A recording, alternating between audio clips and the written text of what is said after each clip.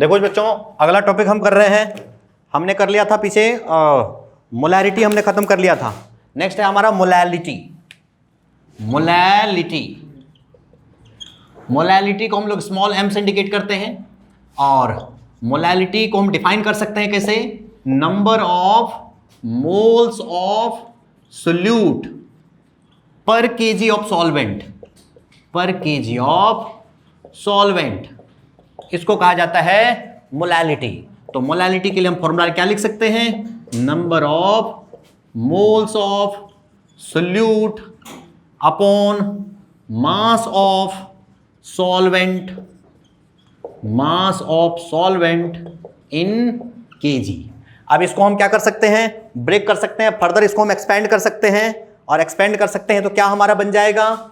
Number of moles के लिए already आपने पीछे रख रखा है मोलैरिटी वाले में, नंबर ऑफ मोल्स को लिख सकते हैं हम given mass by molar mass. अगर मास दे रखा हो केजी में सॉल्वेंट का, तो मास अगर दे रखा हो ग्राम में, तो उसको केजी में कन्वर्ट करने के लिए हम 1000 से डिवाइड कर सकते हैं। तो molality will be equal to given mass of solute upon molar mass of solute into 1000 upon mass of solvent in gram. इस तरह से क्या कर सकते हैं? इसी फॉर्मूले को हम एक्सपेंड कर सकते हैं, जो कि ऑलरेडी आपने देखा था। गिवन मास ऑफ सोल्यूट को क्या लिखा जाता है? W2, और मोलर मास ऑफ सोल्यूट को M2। इस तरह से हम क्या कर सकते हैं? और मास ऑफ सॉल्वेंट को हम लिख सकते हैं W1। तो इसका शॉर्ट में फॉर्मूला क्या बन जाएगा? Molality equal to, now molality will be equal to W2 by M2 into 1000 upon W1 in gram. इस तरह से मोलैलिटी निकाला जा सकता है। तो ये हमारा हो गया मोलैलिटी का फॉर्मूला। फिर उसके बाद है मोल फ्रैक्शन। नेक्स्ट है मोल फ्रैक्शन। तो मोल फ्रैक्शन के लिए क्या बनेगा? मोल फ्रैक्शन, नेक्स्ट टॉपिक है मोल फ्रैक्शन। तो मोल फ्रैक्शन, जिसको कि हम काई से इंडिकेट करते हैं, अगर दो सब्सटेंस को हम अगर इंटरमिक्स कर दिया हमने, टू सब्सटेंसेस आर इंटरमिक्स्ड टुगेदर,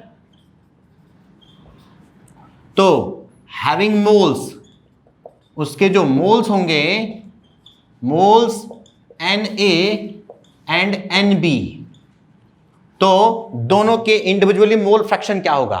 तो दोनों का इंडिविजुअल मोल Na और Nb है, तो टोटल मोल्स ऑफ सॉल्यूशन हो जाएगा।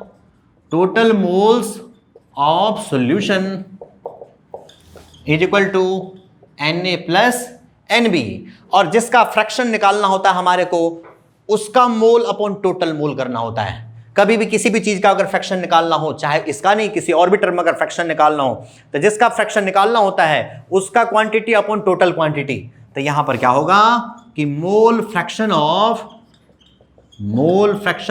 A, that is chi A is equal to Na upon Na plus Nb, और in the same way mole fraction of B, that is chi B is equal to Nb upon Na plus Nb। ये हमारा क्या हो गया? दोनों का mole fraction आ गया। और एक और बात कि कभी भी जितने भी कंपोनेंट इंटरमिक्स्ड हों, उन सब के फ्रैक्शंस का सम ऑलवेज 1 होता है। इसका मतलब क्या होगा कि chi A plus chi B will be equal to 1। और अगर हमें एक का मोल फ्रैक्शन मालूम हो, दूसरा मालूम करना हो, तो chi A will be equal to 1 minus chi B, या फिर chi B will be equal to 1 minus chi A। इस तरह से हम क्या कर सकते हैं? एक के मोल फ्रैक्शन से दूसरे के मोल फ्रैक्शन भी निकाल सकते हैं। एक के दोनों के अगर मोल मालूम हो तो उससे भी मोल फ्रैक्शन निकाल सकते हैं। अगर दोनों के इंडिविजुअली मास मालूम हो तो उससे भी मोल फ्रैक्शन मालूम कर सकते हैं। कैसे? अगर मास हमारे को पता होगा तो मास से पहले हम मोल कैलकुलेट कर लेंगे। कैसे कैलकुलेट करेंगे? Given mass by molar mass से उसका मोल कैलकुलेट हो जाएगा। दोनों सब्सटेंस का मोल पता लग गया। अगर दोनों का मोल पता लग गया इसका मतलब Na और Nb फिर से आपको पता लग गया। तो जब Na और Nb पता लग जाता तो फिर मोल फ्रैक्शन हम directly Ka equal to Na upon Na plus Nb और Ka B equal to Nb upon Na plus Nb से हम पता कर सकते हैं। इस तरह से हमारा क्या हो गया, मोल फ्रैक्शन हमारा हो गया। इसके बाद का कंसंट्रेशन टर्म है नॉर्मेलिटी, जो कि थोड़ा अलग कंसंट्रेशन है इन सब से, उसको थोड़ा बाद में करेंगे, लेकिन उसके पहले हम इन सारे कंसंट्रेशन को इंटर रिलेट कर लेंगे। वेरी इंपॉर्टेंट हो गया जेई पर्पज से, नीट पर्पज से, एडवांस पर्पज से, कि उसमें क्या होता है कि बड़ा क्वेश्चन है छोटे में सॉल्व करने के लिए। इसी को हम लोग क्या कहते हैं, एक शॉर्ट ट्रिक कहते हैं, जिससे कि हम छोटे वे में किसी क्वेश्चन को सॉल्व कर सकते हैं। तो उसके लिए क्या देखिए जरा आप, इंटर रिलेशन अब आ गया। इंटर रिलेशन है मास परसेंटेज, इंटर रिलेशन कर रहे हैं हम लोग। इंटर रिलेशन पहला है between mass percentage W by W and molarity capital है, इन दोनों के बीच का इंटर रिलेशन। जिसके लिए जरा देखें आप लोग, let mass percentage W by W is equal to, हमने x ले लिया, लेट डेंसिटी ऑफ सॉल्यूशन हमने इज इक्वल टू D ले लिया, लेट वॉल्यूम ऑफ सॉल्यूशन हमने 1000 ml ले लिया। अब क्या करना है, यहां पर हमें सॉल्यूशन का वॉल्यूम मालूम है, सॉल्यूशन का डेंसिटी मालूम है। तो सॉल्यूशन के डेंसिटी और सॉल्यूशन के वॉल्यूम से हेल्प से हम क्या कर सकते हैं, सॉल्यूशन के मास मालूम कर सकते हैं।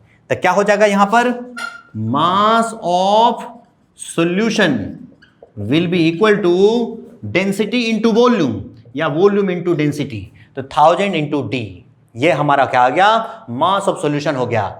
अब इस मास में हमारे को मालूम है कि सोल्यूट का मास परसेंटेज कितना है, x% है।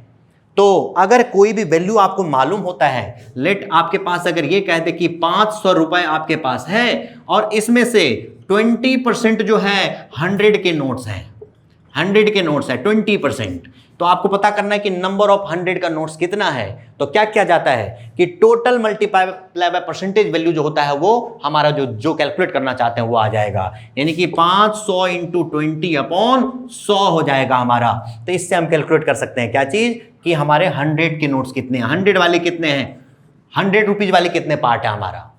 तो इन द सेम वे इस वाले में क्या हो जाएगा कि ये हमारा टोटल मास ऑफ सॉल्यूशन है, तो इसमें सोल्यूट का परसेंटेज x है, तो मास ऑफ सोल्यूट क्या है, तो mass of solute will be equal to mass of solution, यानी कि 1000 into D into percentage value x upon 100। ये दोनों कट गया, this will be equal to 10 into D into x gram. This one is the mass of solute. और mass of solute अगर मालूम है तब हमारे को उसका मोल पता करना है। तो moles of solute will be equal to what, moles अगर कैलकुलेट करना चाहते हैं तो मोल्स के लिए फॉर्मूला हमारे पास होता है given mass by molar mass. तो यहां पर क्या हो जाएगा, moles of solute is equal to given mass by molar mass. Molar mass को हम m2 मान रहे हैं यहां पर, और गिवन मास हमारा क्या आया है, ये जो है 10 into D into X, this one is here given mass. तो गिवन मास जो होगा यहां पर, given mass is equal to 10 into D into X and molar mass हमारा m2। तो moles of solute will be equal to 10 into D into X upon M2।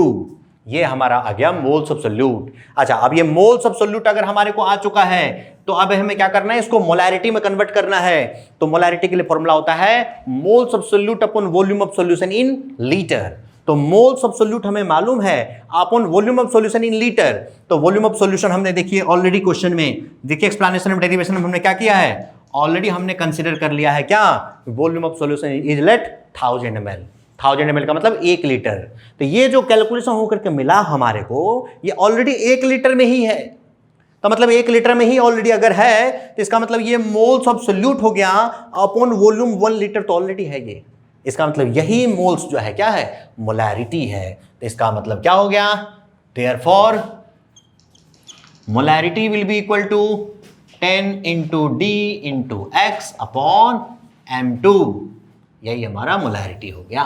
इस तरह से हम क्या कर सकते हैं, इस फॉर्मूले से शॉर्ट वे में मास परसेंटेज को मोलैरिटी में हम कन्वर्ट कर सकते हैं with the help of density.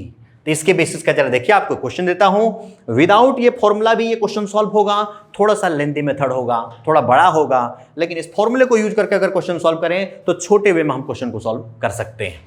तो जरा ये देखिए, इसके लिए एक क्वेश्चन लिखता हूं मैं। इसके लिए क्वेश्चन है, find molarity of 20% W/W of glucose solution if density of solution is 1.2 ग्राम पर ml। क्वेश्चन खत्म। इसको क्या होगा कि अगर ये फॉर्मूला हमारे पास ना रहे तो थोड़ा मुश्किल होगा क्वेश्चन करना, थोड़ा लेंदी होगा क्वेश्चन करना, लेकिन अगर ये फॉर्मूला हो हमारे पास तो हम बड़े आसानी से क्वेश्चन कर सकते हैं। ठीक है, ये क्वेश्चन हमारा हो गया किस बेसिस का, मास परसेंटेज और मोलैरिटी के बीच relation. In the same way हम क्या कर सकते हैं, मोलैरिटी को मोलैलिटी से इंटररिलेट करते हैं। तो जरा देखिए, मोलैरिटी, ये क्वेश्चन आप लोग नोट कर लें, मोलैरिटी को मोलैलिटी से इंटररिलेट करना है।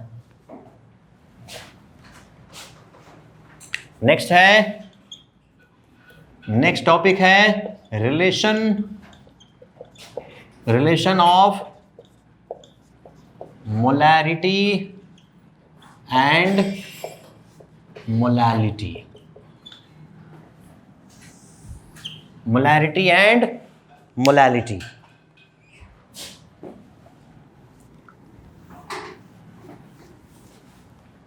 ये देखिए, ये बड़ा ही इंपॉर्टेंट कंसंट्रेशन टर्म है। ये ज्यादा लेंथी क्वेश्चन होता है। इस क्वेश्चन को अगर सॉल्व किया जाए तो बाय लॉन्ग मेथड से अगर करते हैं तो बहुत ही लंबा मेथड हो जाता है हमारा, लेकिन फॉर्मूला लगा करके बड़े आसानी से बड़े शॉर्ट में हम कर सकते हैं इसको। लेट मोलैरिटी इक्वल टू क्या है, मोलैरिटी इक्वल टू हमने m ले लिया। लेट मोलैलिटी इक्वल टू हमने स्मॉल m ले लिया। मोलैरिटी इक्वल टू होता है moles of solute, moles of solute जिसको N2 ले लेते हैं, divided by volume of solution V,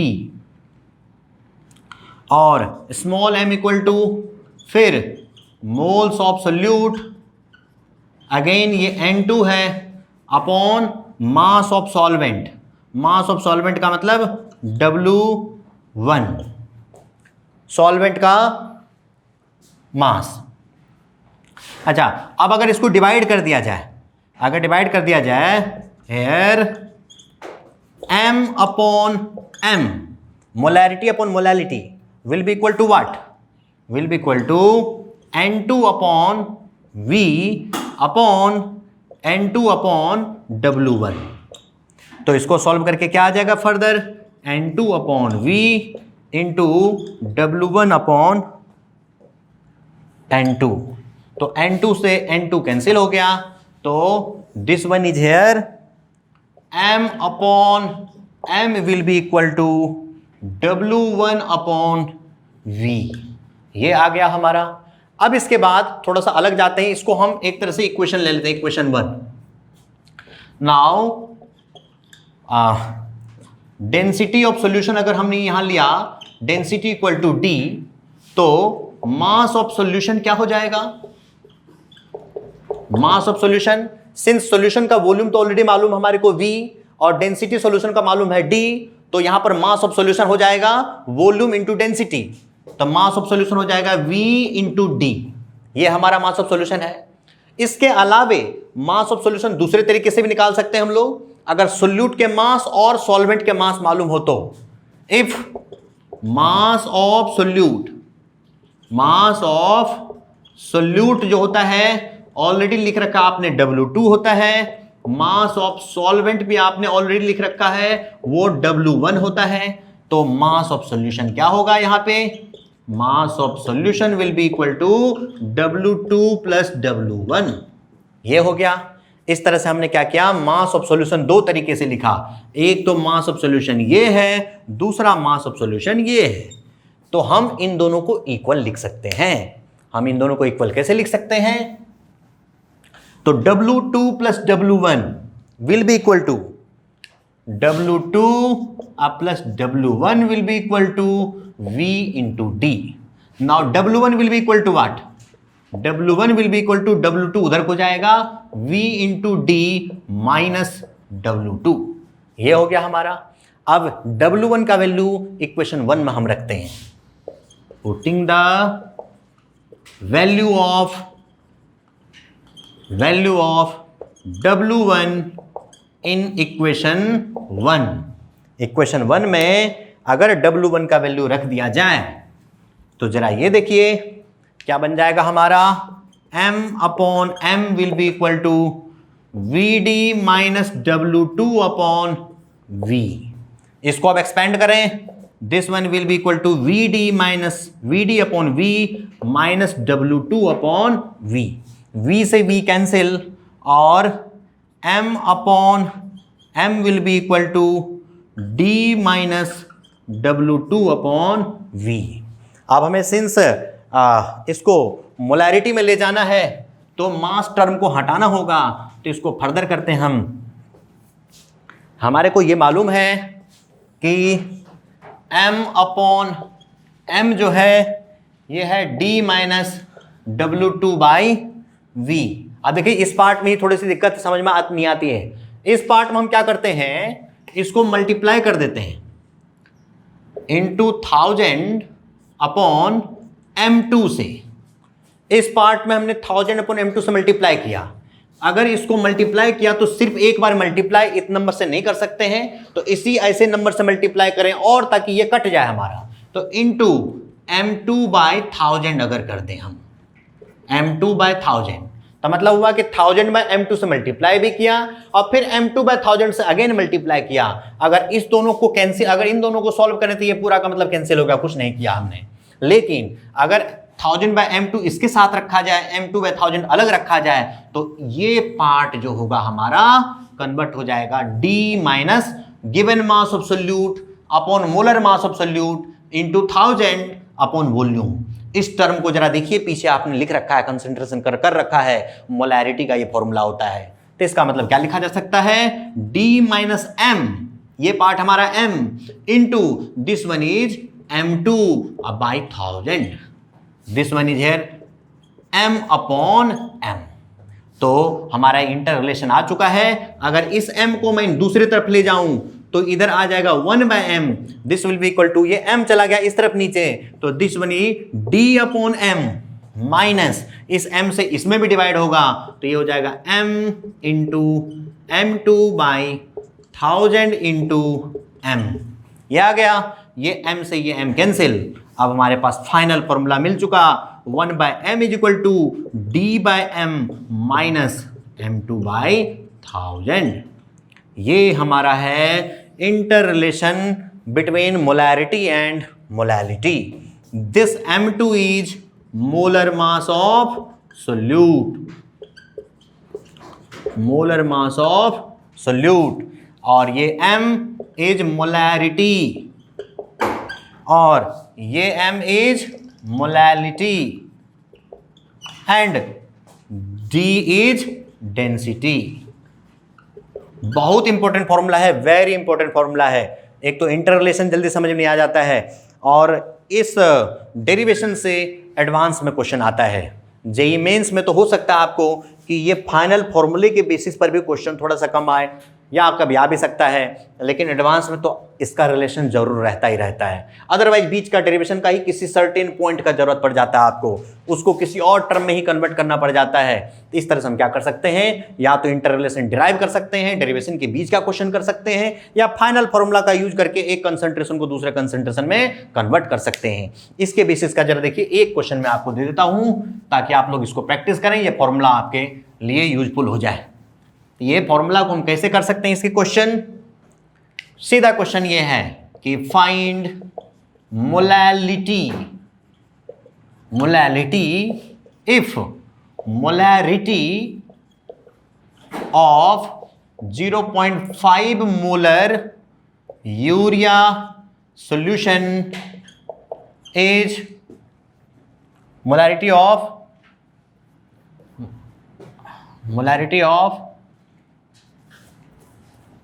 urea solution is 0.5 molar and its density is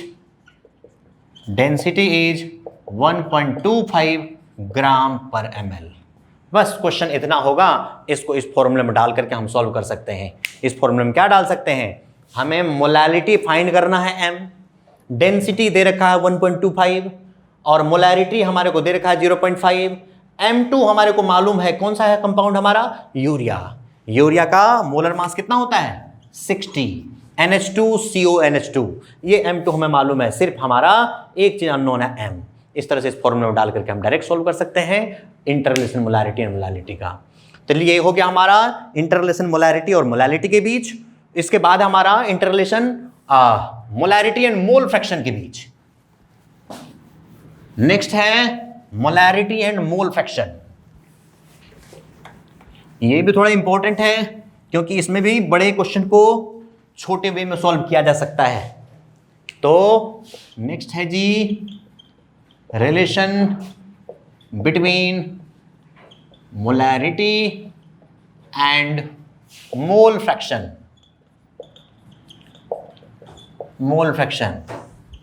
इसमें भी जरा देखिए, let moles of solute is equal to NB, moles of solvent is equal to Na, molar mass of solute is equal to Mb, molar mass of solvent is equal to Ma। Therefore mass of solute, अगर solute का मोल मालूम है, solute का molar mass मालूम है, तो मोल के लिए फॉर्मूला होता है हमारे पास, मोल के लिए फॉर्मूला है given mass by molar mass. तो गिवन मास कैलकुलेट करना हो तो क्या होगा, ये हो जाएगा given mass will be equal to mole into molar mass, mole into molar mass. तो हमें मोल भी मालूम है, मोलर मास भी मालूम है, तो mass of solute will be equal to NB into MB। In the same way mass of solvent अगर हम निकालना चाहते हैं तो सॉल्वेंट के भी मोलर मास मालूम है, सॉल्वेंट का भी मोल मालूम है, तो हमारा क्या हो जाएगा Na इंटू Ma। तो सोल्यूट का भी मास मालूम हो गया, सॉल्वेंट का भी मास मालूम हो गया। अगर हम सॉल्यूशन का मास मालूम करना चाहते हैं तो mass of solution will be equal to mass of solution will be equal to NBMB plus NaMa। ये हमारा मास ऑफ सॉल्यूशन हो गया।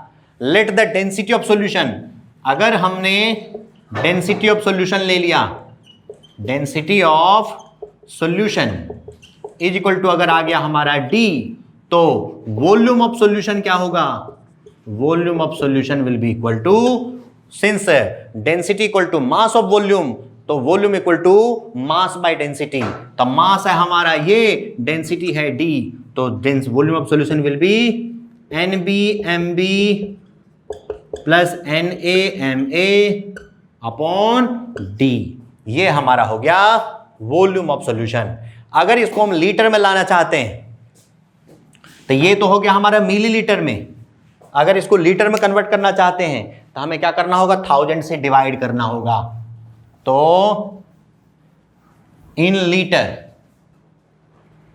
ये हो गया। चलिए इसको हम बाद में कन्वर्ट कर लेंगे। Now molarity equal to molarity capital M, molarity will be equal to number of moles of solute, number of moles of solute upon volume of solution in litre.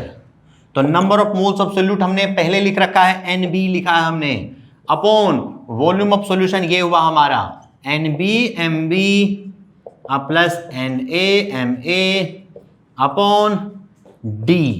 अगर ये मिलीलीटर में रहा होगा, डेंसिटी जनरली ग्राम पर ml में होता है, millilitre में रहा होगा तो लीटर में कन्वर्ट करने के लिए इनटू 1000 भी यहां नीचे किया जाएगा।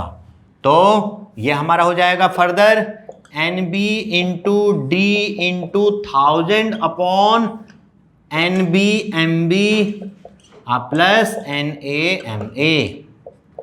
This one is here is equal to molarity. Since हमें मोल फ्रैक्शन में ले जाना है, तो अभी हमारा मोल फ्रैक्शन में आया नहीं है, तो मोल फ्रैक्शन में कन्वर्ट करने के लिए क्या किया जाएगा, थोड़ा सा और इसमें हम करते हैं।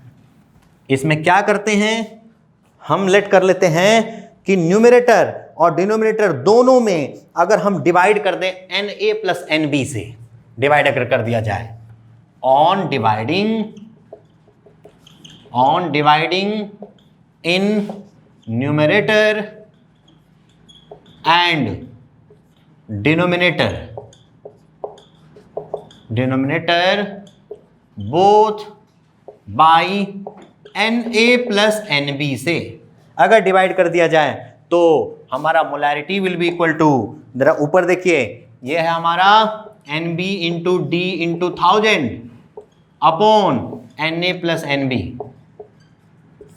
अपॉन, फिर आ जाता हमारा NB MB plus NA MA।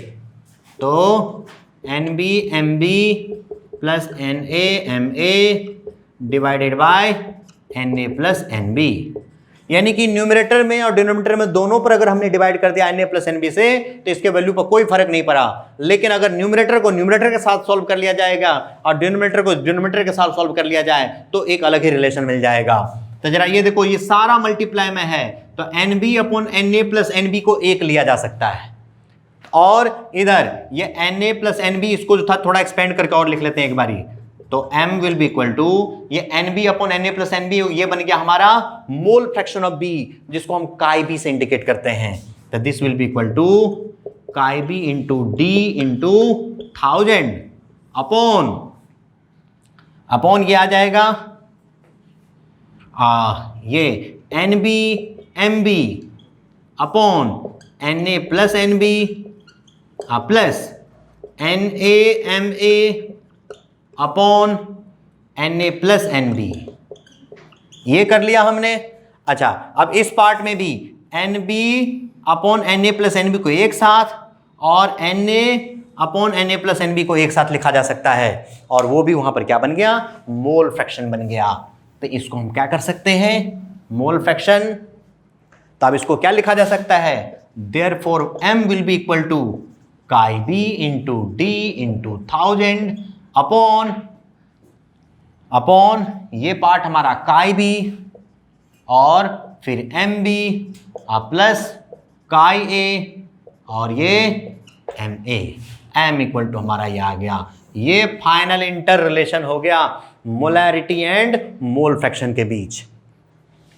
तो इस तरह से क्या होता है, मोलैरिटी एंड मोल फ्रैक्शन के बीच इंटर रिलेशन हमने कर लिया। अब इसके बाद हमारा बच गया मोलैरिटी एंड नॉर्मलिटी के बीच relation, molality and mole fraction के बीच relation, molality and mass percentage के बीच रिलेशन। हम ये चीज अगले वीडियो में डिस्कस करेंगे। ओके बच्चों, थैंक यू।